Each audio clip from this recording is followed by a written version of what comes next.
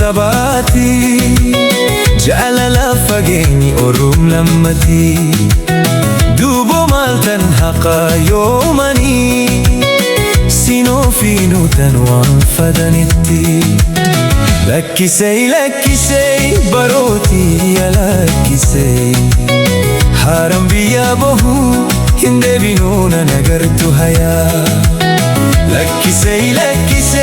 barootii lakkisey haaram biyyaa bahuu hin deebinuu nan agartu hayaa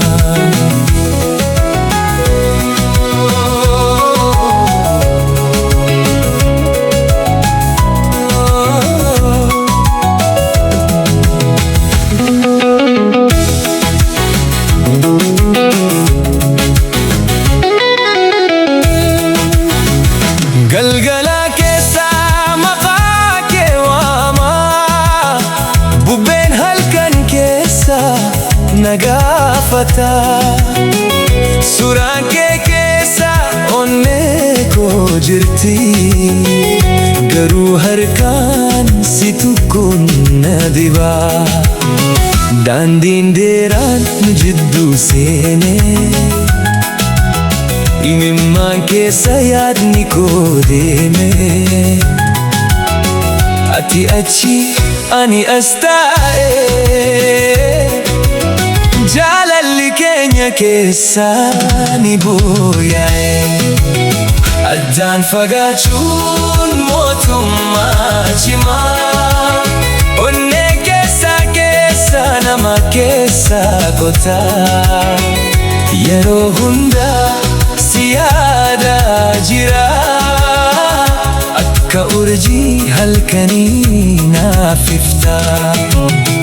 yaa jaalala koo na dhagaahi fageenyi kun yeroo ofaa ta'i guyyaan tokko wal argina harka wal qabannee ni kolfina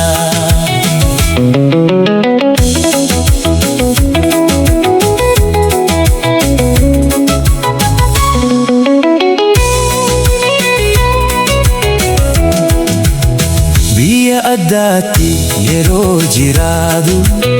sagalee kee keessa boqonnaa argatu bilbilli kee akka sirba ta'ee difina koo hundaa narraa fuudhee namni jedhu obsi jechuun salphaa garuu keessa koo keessa ibidda halkan keessa hirriba dhabee maqaa kee qofa jechuun boqqodee